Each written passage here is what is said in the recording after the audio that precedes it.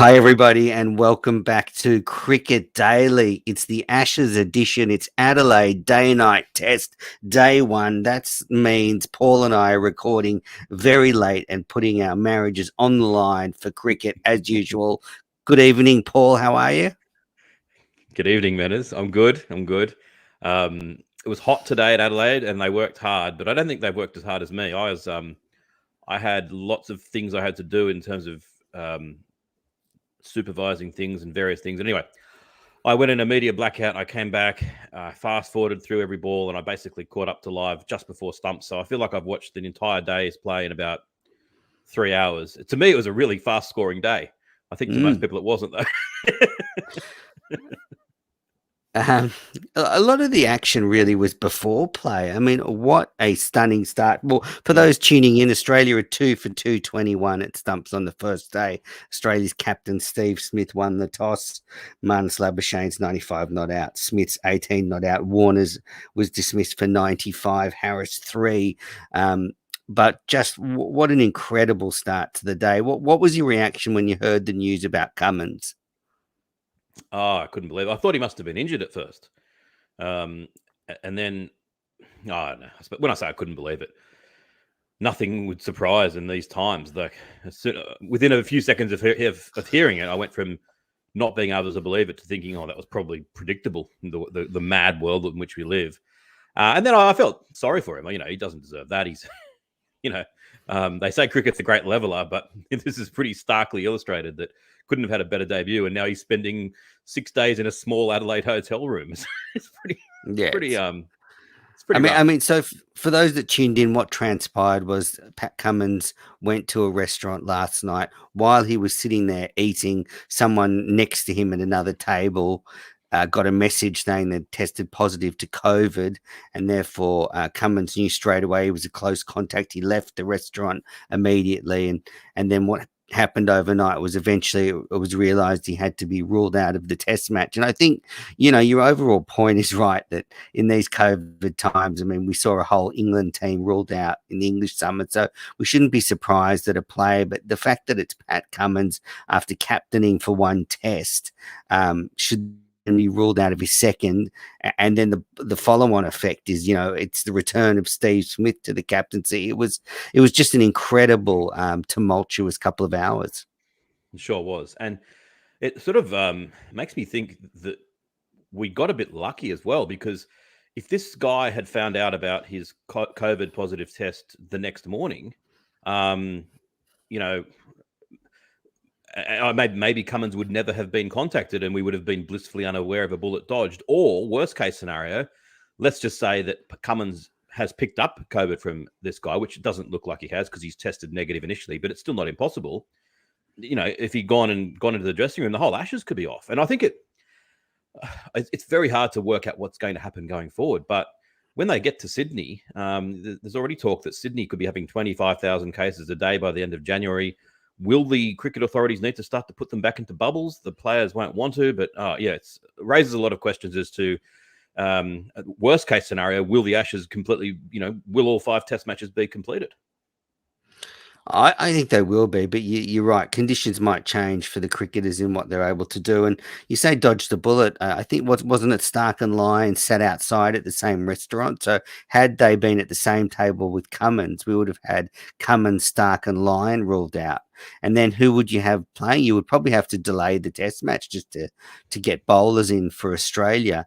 But what do you think their protocol that they were required to not eat together? And I mean, Cummins did nothing wrong, and there are very few cases in South Australia. But I suppose maybe a gentle protocol would have been try to eat outdoors when you can. Yeah. And then I think what really was incredible was the fact that, when Smith was given the vice captaincy, there was so much talk about, what would happen when the situation arose that he had to take the captaincy. And I actually think it was a blessing in disguise that it happened at the last minute like this, that there wasn't a lot of time for debate. There wasn't a lot of time for discussion about it. It just happened so quickly, and which, could have happened, could have been Cummins pulling a hammy, but the fact is it just really saved Smith from all that. And I think now we're over that hump. I hope so. And, we each send out tweets independently of each other today expressing our belief that Smith is entitled to be captain. And, he did the wrong thing. He had a colossal punishment for it. Let's move on. We do that in every other form of life that, you've done the time, you paid whatever the phrase is. And I really don't get people who say that he should never have been allowed to be captain again. I understand those who draw a line in the difference in the treatment between what Warner had happen in terms of the total leadership ban and Smith. I also agree now that the Warner total leadership ban was misguided, and they should relax that. But that's kind of not to do with Smith. I think that that Smith is entitled to captain again, and people need to settle down about it. There'll be a lot of whatever that expression was during the day-night test coverage as we record later and later. Look, True.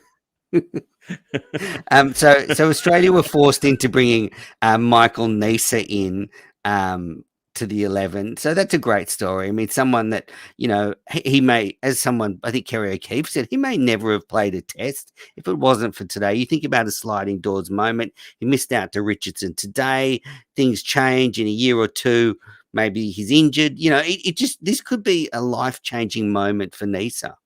Absolutely. And, I sent out a tweet saying Hazelwood and Cummins are our two best bowlers. Yet, remarkably or incredibly, we actually don't lose that much with Richardson and Neser. That's how good Richardson and Neser are. They've both been in incredible form this season. It actually strengthens the batting. And, if Neser gets the pink ball in his hand at the right time and plows through them, talk about a life-changing moment. Actually, Kerry O'Keefe on Foxtel, he told the story of how it happened to Pat Cummins, but it was a joke. And I'm not sure that everyone in the audience would have realised that he was joking. He said, actually, the name of the cricketer he was sitting with has been revealed. It's Terry Neser, Michael's brother. And as soon as he shook hands with Pat, a minute later, he stood up and said, I'm positive. And he should have said, I'm joking, because I think some people who might have only been half paying attention wouldn't have got it. Well, my joke was going to be it's a Smith plant. Smith's agent planted someone at the next table with COVID.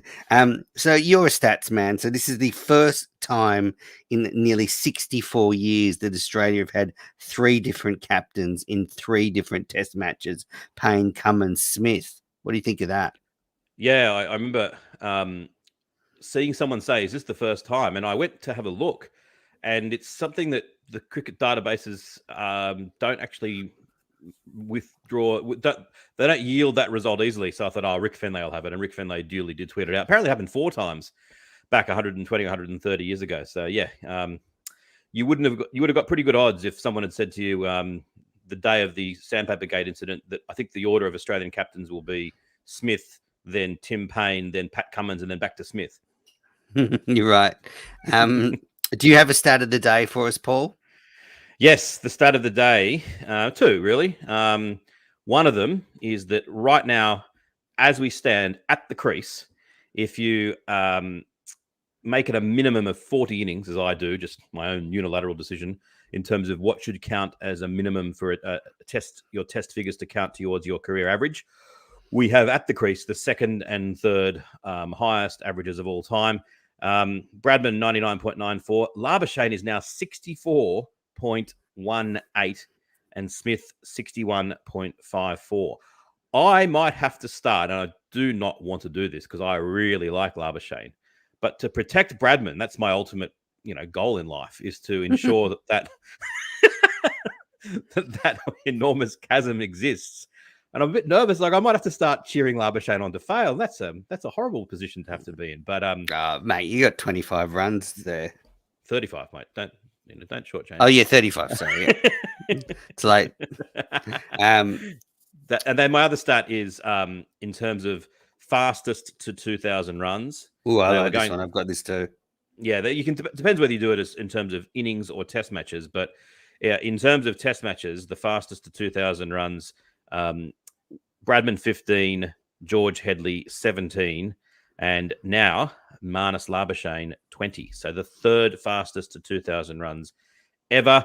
In terms of innings, he's slightly lower down the list, but absolutely incredible. And congratulations to Justin Langer and to the Australian selectors for bringing him in, because they saw something in him, as it's often said, that the stats didn't really reveal. I think when he was first picked in that Pakistan tour, I hope that those podcasts we did then no longer exist, because I'm sure I would have said, what a ridiculous selection. I remember And actually. I remember we were spewing because Maxwell wasn't picked, and I remember we were going, "How can you?" Well, I remember saying, "How can you pick some guy called Manus, Labuschagne probably instead of Glenn Maxwell?" if someone on Twitter said that'll be on the epitaph of his and my tombs, like that's what in 40 years, I should be picking Maxwell, get him in the side, he should be opening, he should be captain.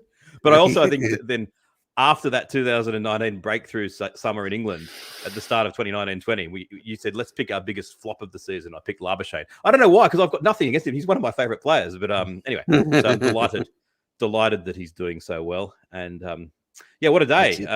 That's your start of the day. Well, yeah. Let's go back to the England team. I mean, they made the big changes that we were all hoping for or thinking they would do. They dropped Leach. They bring in Broad, Anderson to bowl with Wokes, Robinson and Stokes. What did you think? They're getting a bit of criticism for that now, but I can't criticise them because it's exactly what I would have done. I think that I would have said, Wood bowl better than I thought he would do in the first test, but I still wanted for this test Anderson, Broad and Wokes and Robinson.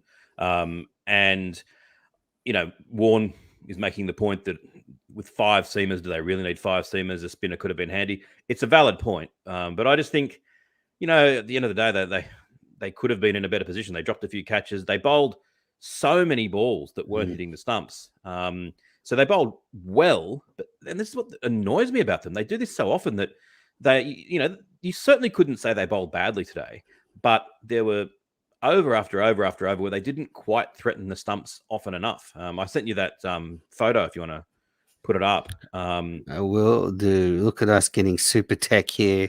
So this is from Foxtel. So for those listening, we've got a picture up of the England pace attack, and a lot of the balls are missing the stumps.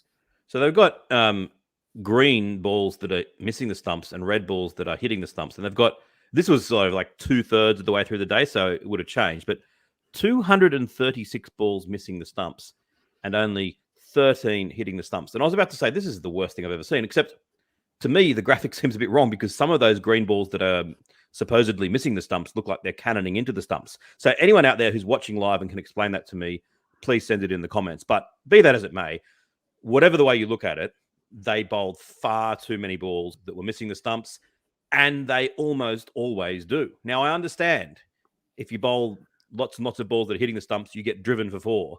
But, the balance was wrong, I think. Oh, yeah, most certainly. They got the length wrong. Just a note, Stuart Broad played his 150th test match in this match, and he's the 10th player to do that. And that is incredible for a fast bowler to play 150 test matches. So congratulations to him. Yeah. He got the first wicket. Marcus Harris caught down the leg side. Butler took a catch. It showed the importance of having a top quality wicketkeeper, didn't it? It showed you've got to select for a gloveman, because if he can catch something like that, he's not going to drop sitters, is he? Oh, no, they would have been much better off having Ben Folkes out there today for sure. So, I mean, it was a really slow day. So halfway through the second session, Australia were just 1 for 77. That's the over rate was slow, but that's still slow going. Warner got to 50 off 108 deliveries. It was a grind for the Aussie batsmen. There were no easy runs, but as you say, probably also not many deliveries that maybe we're going to get them out. Not enough, yeah. And Stuart Broad was actually interviewed on Foxtel at one of the drinks breaks and on Spidercam, and he said that the pitch was a lot slower than they had expected. So that probably was part of the reason for the low scoring rate. And I think, again, the Australians had decided the one thing we don't want to do is get caught playing on the outside off stump, so they were willing to let a lot of balls go. There's that intriguing part in the middle of the day where Ben Stokes was adopting kind of like a body line attack with fielders in unusual positions. They had like a short leg, a square leg, and a deep backward square, all 3 in a row, and a fine leg and a wideish mid-wicket, and he was peppering in the short balls. And even a couple of times, Labuschagne sort of backed away and tried to clatter him through the offside, And Kerry O'Keefe said that's like Bradman, and that's exactly what Bradman did during Bodyline. It was quite remarkable watching it. Warner did it once or twice, sort of a little bit as well. So it almost worked. It should have worked because they had Labuschagne dropped, pulling the ball down the leg side, where poor old Butler dropped a catch that was nowhere near as difficult as the one they'd actually caught. Yeah, I remember one particular shot Labuschagne hit off Stokes where he just stepped away and slapped it to the point boundary, and I thought that's one hell of a shot. I have to say, I thought David Warner played exceptionally well today. I mean, for me, that was just such a high quality openers innings. In the first test, he looked a bit scratchy, but this test, he looked in control. I mean, a few balls beat the bat, but he didn't actually wave at them. He just held his line with his defensive shot, and they went past. But he gutsed it out, and then there a few times they pitched it up and he just hit them over the top. So, I sort of criticised English bowlers for bowling too short. Warner didn't make it easy because whenever they did pitch it up to him, he went after them. So it was a really top innings from him, and I was so disappointed when he slapped that ball straight to cover off Stokes to get out for 95. That's 2 test matches in a row in the 90s, and really disappointing, but a great innings. I'm surprised they caught it. Broad caught it. I thought he was going to drop it. Yes, and it wasn't that long ago. How long ago was it? I don't know, 2 months. That I remember Gerard Whateley was sort of opening up the opening line to say, should Warner be dropped? He'd failed a couple of times in the warm-up games. If you'd said, oh, look, mate, I reckon he'll be player of the tournament and you'll get a 90 in each of the first 2 Ashes tests, everyone would have laughed at you. But I'm really happy for him. I think it's a wonderful return to form, and I don't think he was ever as much out of form as people think. He's a fantastic player. So, yeah, good on him. Yeah, top innings. So when he was out, Smith came to the crease, and he and Marnus really battled through that last hour and a bit. Smith was 18 not out of 71 deliveries. I think in 35 tests as captain, he's made 17 centuries. So look out, England tomorrow. That's an imposing record. What did you think of Broad of Root bowling with a sort of a leg stump line? And I know he was bowling to try to bring on the new ball, but they've got 5 seamers in the side. It's under lights with the pink ball, and you've got he's better than part-time, and there is a little bit in the pitch, but bowling that sort of leg stump line, I don't know. I just think it felt like the wrong thing to be doing. Yeah, I don't criticise him for that. I was just about to say, I actually think they did well to get through 89 of the 90 overs, and I think it was just one of those things that, you want your sort of part-timer bowling those overs with the soft ball leading up to the new ball, and it just happened to be under lights because, he lost the toss. So I don't think there was much he could do about it. That's the risk you take when you don't have a frontline spinner. And I actually commend them for really hustling in that last session, because when they started, I thought, these fuckers are going to be 5-6 overs short again, and they got to within 1 over. So that was good effort from them. Yes, fair enough. Yeah, but all right, yeah, so go on. No, you go. Well, I was going to give my good day, bad day, and then I thought we could do the questions, and then I could wrap this up and go to bed. So my good day, I thought Michael Neser, just as I outlined before, I mean, he would have woken up this morning thinking he was going to be running on and off the field with Gatorade for the next 5 days, and he's now got a baggy green. No one can ever take that away from him. Awesome. And we'll get to see that. And my bad day has to be Joss Butler. 2 dropped catches off Marnus. So he dropped a catch, with about 15 minutes to go, off Jimmy Anderson. Sitter.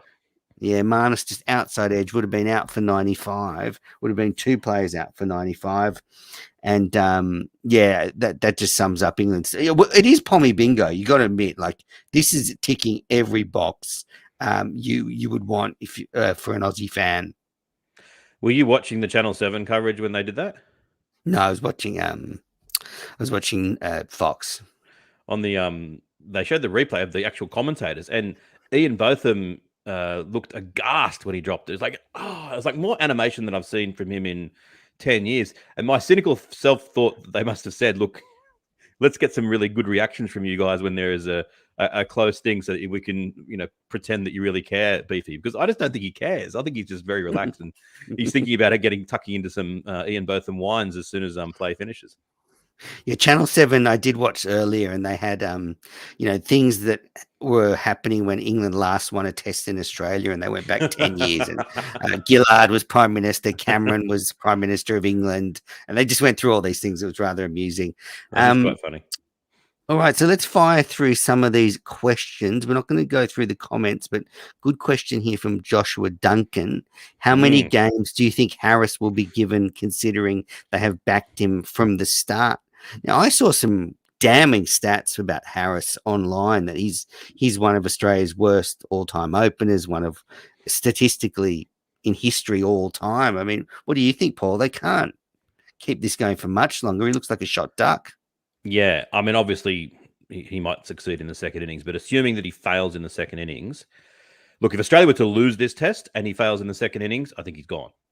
If Australia win this test and he fails in the second innings, they will be under enormous pressure to drop him. But they might say, look, if we drop him now, it'll make it seem like we picked him without much conviction. They might still give him one more. But my 50-50s, I think they probably will drop him. Yeah, yeah. As you say, if he comes out in the second innings and saves his career, but I will see. I think Matthew Hayden had a similar innings in Adelaide against the West Indies when he looked like his Test career was about to end. And he scored 100. So maybe Harris can do it. And last one, Ray.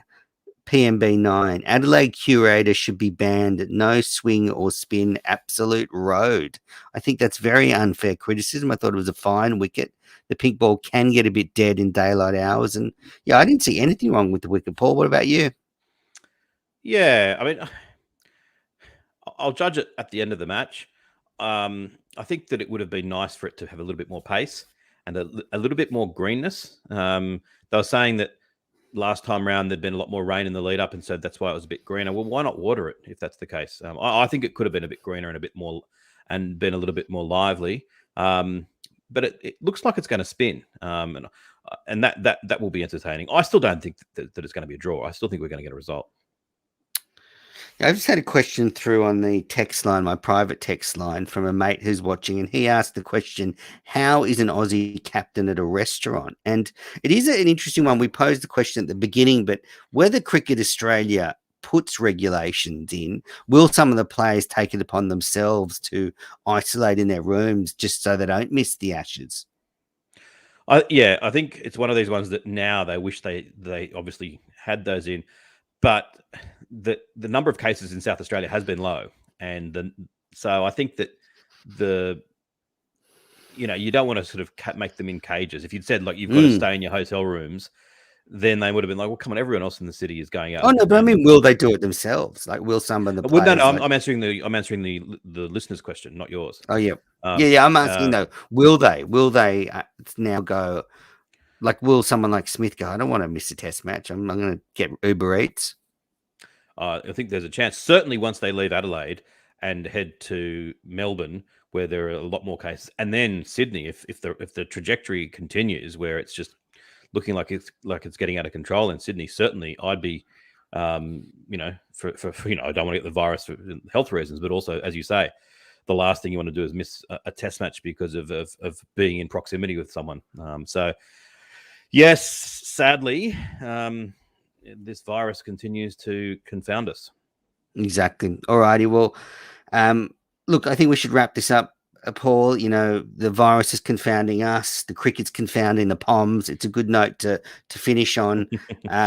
So thanks everybody that have watched on YouTube. Thanks everybody that have listened. Remember, Cricket Daily is coming out after every day of the Ashes. You can listen on our podcast feed. You can watch on YouTube. So plenty of ways to consume Cricket Daily. And yeah, catch up after day 2. See ya.